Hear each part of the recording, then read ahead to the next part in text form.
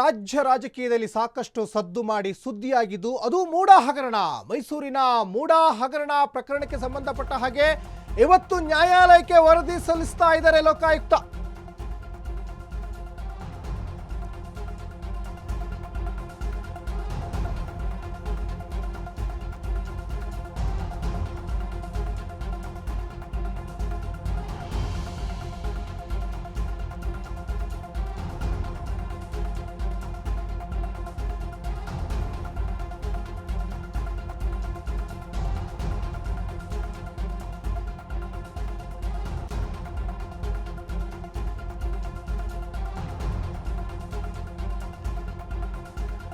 ಇನ್ನು ರಾಜ್ಯ ರಾಜಕೀಯ ವಲಯದಲ್ಲಿ ಸಾಕಷ್ಟು ಸದ್ದು ಮಾಡ್ತು, ಸಾಕಷ್ಟು ಸುದ್ದಿಯಾಯಿತು ಮೂಡ ಹಗರಣ. ಈ ಪ್ರಕರಣಕ್ಕೆ ಸಂಬಂಧಪಟ್ಟ ಹಾಗೆ 50-50 ಈ ಮೂಡ ಸೈಟ್ ವಿಚಾರಕ್ಕೆ ಸಂಬಂಧಪಟ್ಟ ಹಾಗೆ ಇವತ್ತು ನ್ಯಾಯಾಲಯಕ್ಕೆ ಲೋಕಾಯುಕ್ತ ವರದಿಯನ್ನು ಸಲ್ಲಿಸುತ್ತೆ. ಲೋಕಾಯುಕ್ತ SP ಉದೇಶ್ ಅವರ ನೇತೃತ್ವದಲ್ಲಿ ನಡೀತಾ ಇರುವಂತಹ ತನಿಖೆ ಇದು. ಇನ್ನೊಂದು ಕಡೆ ಮೈಸೂರು ಲೋಕಾಯುಕ್ತ SP ಇಂದ ವರದಿ ಸಲ್ಲಿಕೆ ಆಗುತ್ತೆ ನ್ಯಾಯಾಲಯಕ್ಕೆ. ಇವತ್ತು ಮೈಸೂರಿನಿಂದ ಬೆಂಗಳೂರಿಗೆ SP ಉದೇಶ್ ತೆರಳುತ್ತಾ ಇದ್ದಾರೆ. ಸುಮಾರು 400ಕ್ಕೂ ಹೆಚ್ಚು ಪುಟಗಳ ವರದಿ ಸಲ್ಲಿಕೆ ಆಗುವಂತಹ ಸಾಧ್ಯತೆ ಇದೆ. ಈ ಮೂಡ ಹಗರಣಕ್ಕೆ ಸಂಬಂಧಪಟ್ಟ ಹಾಗೆ ಈ ಪ್ರಕರಣದ A1 ಆರೋಪಿ CM ಸಿದ್ದರಾಮಯ್ಯನವರು, A2 ಆರೋಪಿ ಅವರ ಧರ್ಮಪತ್ನಿ ಪಾರ್ವತಮ್ಮ, A3 ಆರೋಪಿ ಸಿದ್ದರಾಮಯ್ಯನವರ ಭಾಮೈದ ಮಲ್ಲಿಕಾರ್ಜುನ್ ಸ್ವಾಮಿ, ಇನ್ನು A4 ಆರೋಪಿ ಈ ಜಮೀನನ್ನು ಕೊಟ್ಟಂಥವರು.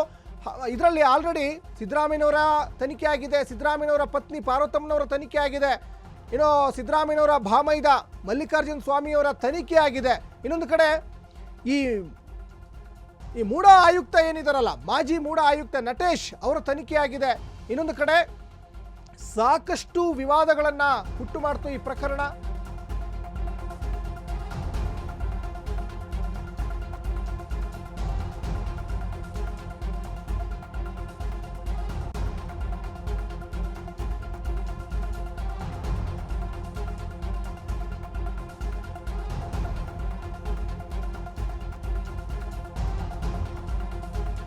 ಇನ್ನು ಮೂಡ ಹಗರಣದ ಬಗ್ಗೆ ಆಲ್ರೆಡಿ ಈಗ ಲೋಕಾಯುಕ್ತ SP ಉದೇಶ್ ಅವರು ತನಿಖೆಯನ್ನು ನಡೆಸಿದ್ದಾರೆ.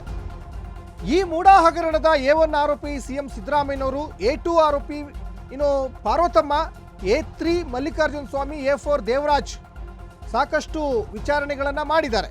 ನಾಳೆಗೆ ವರದಿ ಸಲ್ಲಿಕೆಗೆ ಡೆಡ್ಲೈನ್ ಕೂಡ ಈಗ ಕೋರ್ಟ್ ಕೂಡ ನೀಡಿತ್ತು. ವರದಿ ಸಲ್ಲಿಕೆ ಬಳಿಕ ವಿಶೇಷ ಕೋರ್ಟ್ನಲ್ಲಿ ವಿಚಾರಣೆ ಆಗುವಂತಹ ಸಾಧ್ಯತೆ ಇದೆ. ಈ ಪ್ರಕರಣದ A1 ಆರೋಪಿ ಸಿದ್ದರಾಮಯ್ಯನವರ ತನಿಖೆಯೂ ಕೂಡ ಆಗಿದೆ.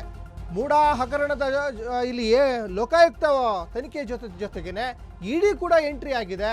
ಮತ್ತೊಂದು ಕಡೆ ಈ 14 ಸೈಟ್ಗಳನ್ನು ಪಾರ್ವತಮ್ಮನವರು ವಾಪಸ್ ಕೊಟ್ಟಿದ್ದಾರೆ. ಇದರಲ್ಲಿ ಯಾರ್ಯಾರೆಲ್ಲ ತಿಮಿಂಗಿಲಗಳಿದ್ದಾರೆ, ಬರೀ ಇದು ಸಿದ್ದರಾಮಯ್ಯನವರ ಫ್ಯಾಮಿಲಿ ಅಷ್ಟೇನೋ ಅಥವಾ ಅದನ್ನು ಹೊರತುಪಡಿಸಿ ಬೇರೆ ಇನ್ನಷ್ಟು ಜನ ಇದ್ದಾರೆ ಅಂತ ದೂರುದಾರ ಏನು ಸ್ನೇಹಮಯಿ ಕೃಷ್ಣ ಇದ್ದಾರಲ್ಲ ಅವ್ರು ಹೇಳಿದ್ದಾರೆ. ಮತ್ತೊಂದು ಕಡೆ ಇಲ್ಲಿ ಈ JDS ನಾಯಕ GT ದೇವೇಗೌಡ ಅವರ ಸಂಬಂಧಿಕರಿಗೂ ಕೂಡ ಒಂದು 19 ಸೈಟ್ ಹೋಗಿದೆ ಅನ್ನುವಂತಹ ಒಂದಿಷ್ಟು ವಿಚಾರ ಕೂಡ ಕೇಳಿ ಬರ್ತಾ ಇತ್ತು. ಈ ED ಎಂಟ್ರಿ ಆಗಿದ್ದು ಸಿದ್ದರಾಮಯ್ಯನವರ ಪತ್ನಿ ಪಾರ್ವತಮ್ಮನವರ ಹೆಸರಲ್ಲಿದ್ದಂತಹ 14 ಸೈಟ್ಗಳು ಈಗ ಮೂಡಕ್ಕೆ ವಾಪಸ್ ಕೊಟ್ಟಿದ್ದಾರೆ. ಮೂಡ ಅದನ್ನು ಅಂಗೀಕರಿಸಿದೆ. ED ಒಂದು ಕಡೆ ತನಿಖೆ, ಮತ್ತೊಂದು ಕಡೆ ಲೋಕಾಯುಕ್ತ ಕೂಡ ತನಿಖೆಯನ್ನು ಮಾಡಿ ಅದರ ಒಂದು 400 ಪುಟಗಳ ವರದಿಯನ್ನು, ಸುಮಾರು 400 ಪುಟಗಳ ವರದಿಯನ್ನು ನ್ಯಾಯಾಲಯಕ್ಕೆ ಸಲ್ಲಿಕೆಯನ್ನು ಮಾಡುತ್ತೆ. 3 ಜನ ದೂರುದಾರರಿದ್ದರು. ಆ 3 ಜನ ದೂರುದಾರರಲ್ಲಿ ಬಹಳ ಪ್ರಮುಖವಾಗಿ ಸ್ನೇಹಮಯಿ ಕೃಷ್ಣ ಸಾಕಷ್ಟು ಈ ಒಂದು ಪ್ರಕರಣಕ್ಕೆ ಒಂದು ದೊಡ್ಡ ಮಟ್ಟದಲ್ಲಿ ಹೋರಾಟಗಳನ್ನು ಮಾಡಿದ್ರು. ಇನ್ನೊಂದು ಕಡೆ ಲೋಕಾಯುಕ್ತ ತನಿಖೆ ಮೇಲೆ ನನಗೆ ನಂಬಿಕೆ ಇಲ್ಲ, ಇದನ್ನು CBIಗೆ ಕೊಡಬೇಕು ಅಂತ ಪಟ್ಟು ಹಿಡ್ಕೊಂಡು ಕೂತಿದ್ರು. ಆದರೆ ಹೈಕೋರ್ಟು ಸದ್ಯಕ್ಕೆ CBI ಕೊಡುವಂತಹ ಅವಶ್ಯಕತೆ ಇಲ್ಲ, ಈಗೇನು ತನಿಖೆ ಆಗ್ತಾ ಇದೆ, ಈ ತನಿಖೆಯ ನಂತರ ಮುಂದಿನ ಪ್ರೊಸೀಜರ್ ನೋಡೋಣ ಅಂತ ಹೈಕೋರ್ಟ್ ಕೂಡ ಹೇಳಿತ್ತು. ಒಟ್ಟಿನಲ್ಲಿ ಈ 3 ಜನ ದೂರುದಾರರು, ಒಂದು ಸ್ನೇಹಮಯಿ ಕೃಷ್ಣ ಇರ್ಬೋದು, ಇನ್ನು ಪ್ರದೀಪ್ ಕುಮಾರ್, TJ ಅಬ್ರಾಹಂ, ಈಗ ಈ 3 ಜನನು ಪ್ರತ್ಯೇಕವಾದಂತಹ ದೂರನ್ನು ಕೊಟ್ಟಿದ್ರು. ಒಂದು ಕಡೆ ವಾದ ಪ್ರತಿವಾದ ಕೂಡ ನಡೀತು.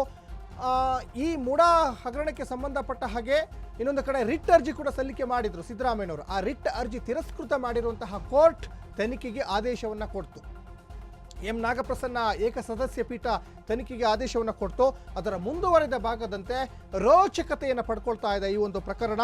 ಆಲ್ರೆಡಿ 400 ಪುಟಗಳ ವರದಿಯನ್ನು ಲೋಕಾಯುಕ್ತ SP ಉದೇಶ್ ಅವರು ಕೋರ್ಟ್ಗೆ ಹಾಜರುಪಡಿಸ್ತಾ ಇದ್ದಾರೆ.